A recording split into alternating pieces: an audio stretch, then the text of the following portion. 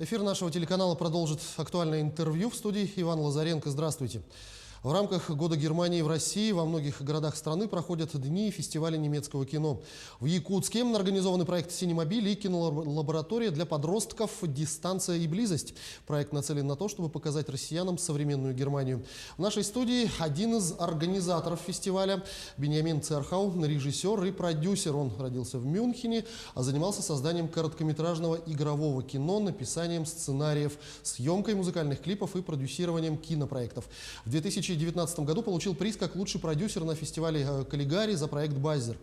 В программе «Синемобиль» в Якутске будут представлены два короткометражных фильма Беньямина Церхау «Капитан» и «Настоящая жизнь». Об этом всем мы с ним сегодня и поговорим. Бен, я вас приветствую. Здравствуйте. Здравствуйте. Ну, расскажите, пожалуйста, в начале беседы о проекте «Синемобиль» и кинолаборатории «Дистанция и близость». О чем они? Yeah, it's part of the German year in Russia. Это проект в рамках фестиваля, в рамках немецкого года в России, и это проект для детей и подростков, для того, чтобы они научились, как снимать кино. И это не просто теоретический курс, но практически. Каждый может побывать в качестве звукорежиссера, режиссера или актера и на других позициях. Скажите, пожалуйста, какой у вас принцип работы в преподавании и что главное, на ваш взгляд, в работе с детьми? Дети обычно боятся ходить в школу, и она им не нравится. И я хотел, чтобы... Я думаю, что нужно сделать так, чтобы им было интересно. И я сам люблю кино, и если им интересно кино, я хочу, чтобы они... в школьное время могли заниматься тем, что им интересно. И это также не первый раз, когда я в России. Вот ваши фильмы «Капитан» и «Настоящая жизнь», которые будут показаны в рамках проекта «Синемобиль». Расскажите подробнее, пожалуйста, о них. Both of the movies were made at the Film Academy Baden-Württemberg in Germany. So they are quite the same part of education movies, but at a higher class, of course. It's a film university in Germany, one of the most popular, I think, for TV and cinema.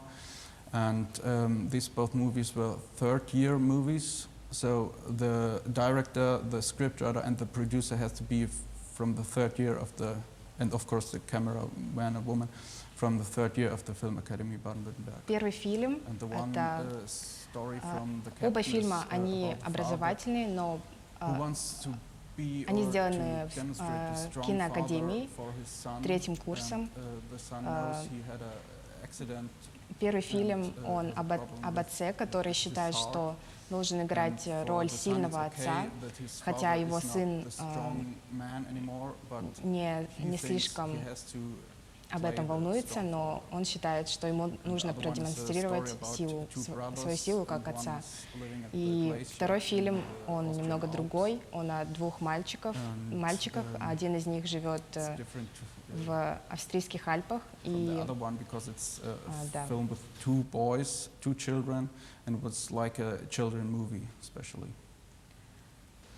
Скажите, пожалуйста, насколько развито вообще в Германии производство фильмов, направленных на детскую аудиторию? Very well, because we have a film foundation who is financing especially. Это очень хорошо развитая область в Германии, потому что у нас есть финансирование для детских и подростковых фильмов, и есть фестивали детского кино, например, Шлингер. Так что это действительно очень хорошая развитая область, и я надеюсь, что в России это тоже так. Но не секрет, кроме того, что дети, кроме того, что это самый благодарный зритель, это еще и самый строгий зритель. Насколько сложно делать фильмы для такой аудитории? Да, это действительно так. Они всегда ищут правду в фильмах. И если они плачут, значит, это действительно грустный фильм. Если смеются, значит, смешной.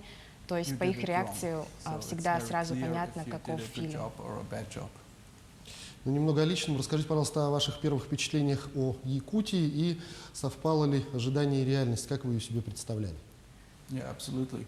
First of all, I just arrived at the morning around 9:30, so I haven't seen much from the city because we went to the opera theater. Я приехал только этим утром, так что пока что не все видел.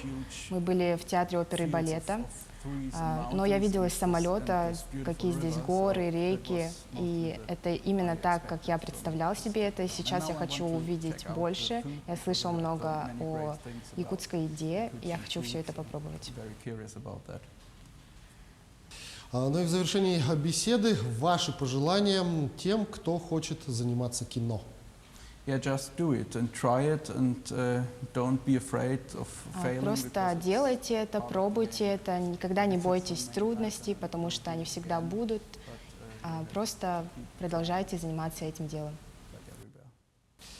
Бен, я благодарю за эту беседу. Огромное спасибо, что ответили на наши вопросы. Добро пожаловать в Якутию. Ну и всего вам самого доброго. Спасибо за то, что приняли меня. Это было очень приятно. Спасибо. Это была программа «Актуальное интервью». Сегодня нашим гостем был Беньямин Церхау, режиссер и продюсер, один из организаторов фестиваля немецкого кино в России и проекта «Синемобили» кинолаборатории для подростков «Дистанция и близость» в Якутске. Берегите себя, обязательно носите маски и соблюдайте дистанцию в общественных местах. До встречи в эфире.